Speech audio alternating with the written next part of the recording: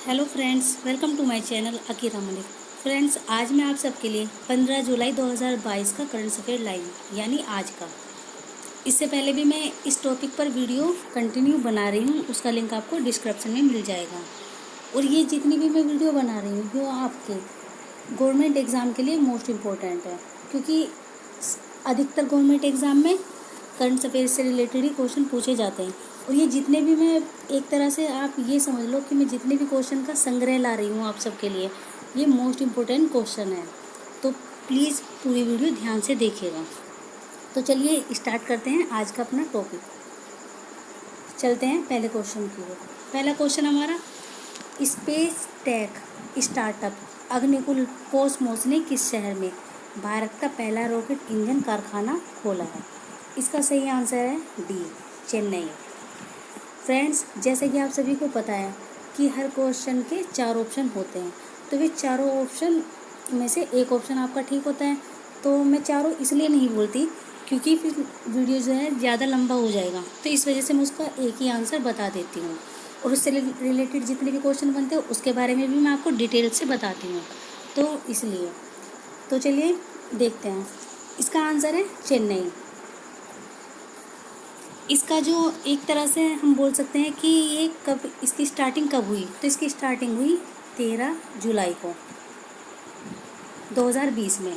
और इसका नाम क्या है? इसका नाम दूसरा है रॉकेट फैक्ट्री, थोड़ा रॉकेट फैक्ट्री 1। और इसका अनावरण किसने किया? इसका अनावरण किया टाटा सन्स के अध्यक्ष, क्या नाम था उनका? एन चंद्रशेखरन। और इसरो के अध्यक्ष कौन थे? एस सोमनाथ ने इसका जो है अनावरण किया है। तो ये थे हमारे इस क्वेश्चन से रिलेटेड। इस क्वेश्चन से रिलेटेड आपके और भी क्वेश्चन आ सकते हैं, जैसे कि भारतीय अंतरिक्ष अनुसंधान, ये इसरो की फुल फॉर्म है हिंदी में। इसका मुख्यालय कहाँ पे है? इसका मुख्यालय कहाँ पे है? बेंगलुरु में है।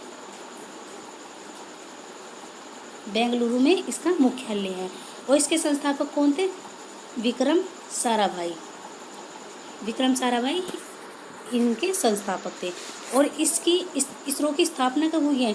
इसरो की स्थापना हुई है 15 अगस्त 1969 में।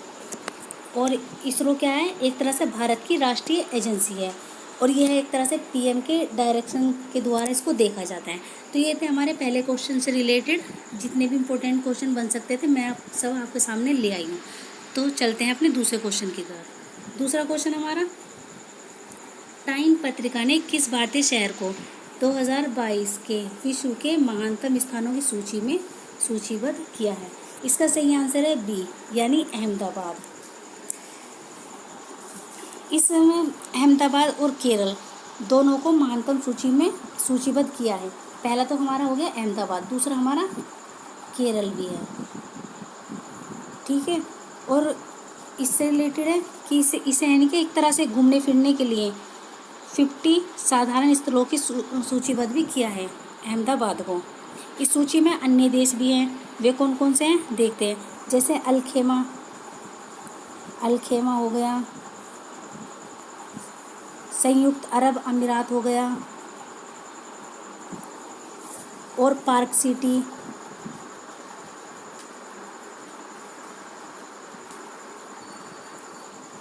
हो गया, उटा, सियोल, और ग्रेट बैरियर, और हमारा लास्ट में है ऑस्ट्रेलिया। तो ये थे इन सब की लिस्ट। और इससे रिलेटेड आपके और भी क्वेश्चन बन सकते हैं, तो वे क्वेश्चन कौन से हैं वे भी मैं आपको बताती हूँ। जैसे कि ये टाइम पत्रिका है, यह इसका पहला दिनांक कब प्रकाशित हुआ था? तो पहला दिनांक हुआ था 3 मार्च 1923 में। इसका मुख्यालय कहाँ है? इसका मुख्यालय है न्यूयॉर्क में। न्यूयॉर्क में इसका मुख्यालय है। और एक तरह से यह अमेरिकी समाचार पत्रिका भी है। और एक सदी तक यह साप्ताहिक रूप से प्रकाशित होती रही, लेकिन मार्च 2020 से इसे द्विसाप्ताहिक कर दिया गया है। तो ये थे इससे रिलेटेड आपके और क्वेश्चन। तो चलिए बढ़ते हैं अपने आगे क्वेश्चन की तरफ। क्वेश्चन 3 हमारा, गुजरात और राजस्थान में कनेक्टिविटी प्रदान करने और गतिशीलता में सुधार के लिए केंद्रीय मंत्रिमंडल द्वारा किस रेल लाइन को मंजूरी दी गई है? तो इसका सही आंसर है D, Taranga hill Ambaji Abu road railway line. इससे रिलेटेड आपके और क्वेश्चन बन सकते हैं कि ये कौन से राज्य से होकर गुजरेंगे? तो इसका आंसर है गुजरात और राजस्थान। तो ये 2 राज्य से, और इसमें लागत कितनी आई है? 2798 करोड़ से अधिक इसकी लागत आई है। और यह कब तक पूरा होएगा? यह 2026 या 27 तक कंप्लीट हो जाएगा। और इसकी लंबाई कितनी है? 116 किलोमीटर से अधिक है इसकी लंबाई।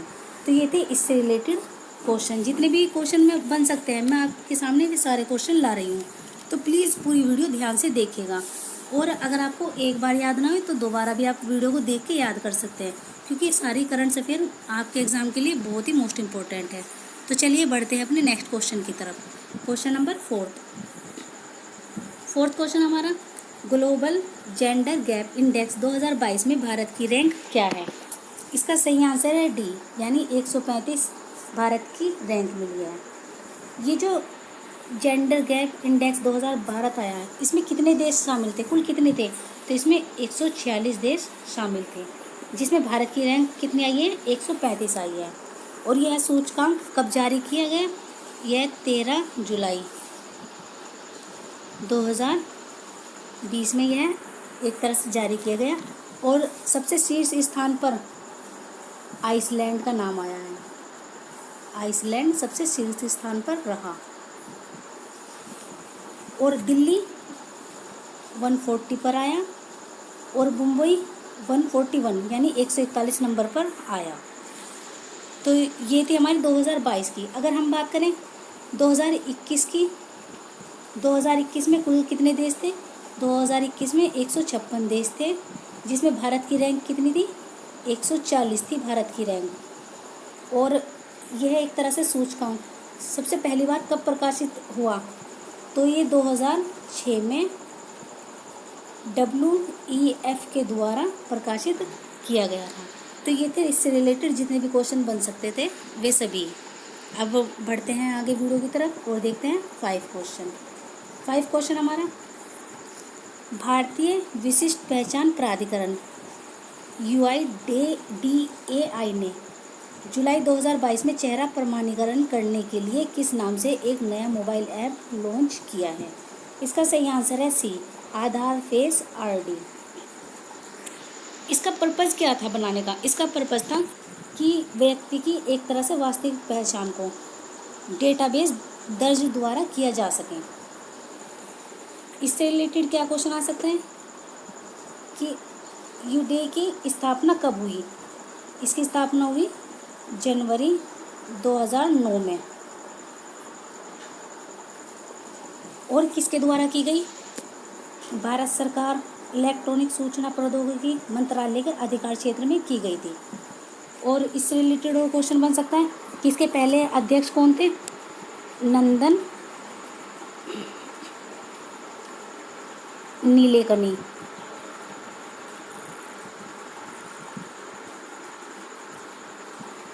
और वर्तमान में इसके अध्यक्ष कौन है? जे सत्यनारायण इसके वर्तमान के अध्यक्ष हैं। और इसके CEO कौन है? सौरभ गर्ग इसके CEO है। तो ये थे इससे रिलेटेड हमारे सारे इम्पोर्टेंट क्वेश्चन। तो चलिए बढ़ते हैं आगे वीडियो की तरफ। 6 क्वेश्चन हमारा, किस राज्य में केंद्रीय मंत्रिमंडल ने जुलाई 2022 में गति शक्ति विश्वविद्यालय की स्थापना को मंजूरी दी है? इसका सही आंसर है गुजरात। विश्वविद्यालय परिवहन में इसका क्या पर्पज़ था? इसका पर्पज़ था कि शिक्षा, प्रशिक्षण, कौशल अनुसंधान के रूप में काम करेगा। और इसका नाम जो है एक तरह से सरकार के प्रमुख PM गति शक्ति राष्ट्रीय मास्टर नाम पर भी रखा गया है। देखते हैं नेक्स्ट क्वेश्चन, सेवेंथ क्वेश्चन हमारा, जुलाई 2022 में किस दिन को प्रसिद्ध नेपाली कवि भानुभक्त आचार्य की 209 जयंती के रूप में मनाया गया है? इसका सही आंसर है सी, यानी 13 जुलाई को। इससे रिलेटेड आपके क्या क्वेश्चन बन सकते हैं कि नेपाली भाषा की आधारशिला रखने के लिए उन्हें आदि कवि भी कहा जाता है। इन्होंने, जो हमारे भानुभक्त आचार्य हैं, इन्होंने रामायण का संस्कृत से नेपाली में अनुवाद करने वाले ये पहले लेखक बने हैं जिन्होंने संस्कृत को, यानी रामायण को संस्कृत से नेपाली में इन्होंने ट्रांसलेट किया है। इनकी जयंती एक तरह से भानु जयंती के रूप में भी जानी जाती है और इस जयंती को कौन कौन से देश मनाते हैं? नेपाल, दार्जिलिंग और सिक्किम के लोग इस जयंती को मनाते हैं। तो ये थे इससे रिलेटेड हमारे क्वेश्चन। बढ़ते हैं नेक्स्ट वीडियो की तरफ। 8 क्वेश्चन हमारा, जुलाई 2022 के लिए ICC ODI टीम रैंकिंग में भारत की पुरुष क्रिकेट टीम की रैंक क्या है? इसका सही आंसर है सी, यानी तीसरी रैंक है। नेक्स्ट बढ़ते हैं क्वेश्चन की तरफ। 9th क्वेश्चन हमारा है कि जुलाई 2022 में भारत में बांग्लादेश के अगले उच्च आयुक्त के रूप में किसे नियुक्त किया गया है? इसका सही आंसर ए, यानी मुस्तफिजुर रहमान को।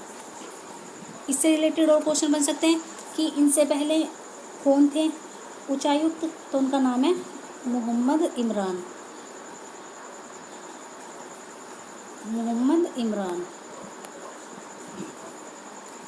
और वर्तमान में ये मतलब कि किस पोस्ट पे थे? तो ये थे जिनेवा में संयुक्त राष्ट्र कार्यालय में बांग्लादेश के स्थायी प्रतिनिधि के रूप में काम कर रहे थे और स्विट्जरलैंड में ये एक तरह से राजदूत थे। और इन्होंने सिंगापुर में उच्चायुक्त के रूप में भी काम किया है। अब देखते हैं बांग्लादेश से रिलेटेड और क्या क्या क्वेश्चन बन सकते हैं कि बांग्लादेश की राजधानी का नाम क्या है? ढाका। और बांग्लादेश की मुद्रा क्या है? बांग्लादेशी टका बोलते हैं, बांग्लादेशी टका। और अध्यक्ष कौन है इनके? मोहम्मद अब्दुल हमीद अध्यक्ष है। और प्रधानमंत्री शेख हसीना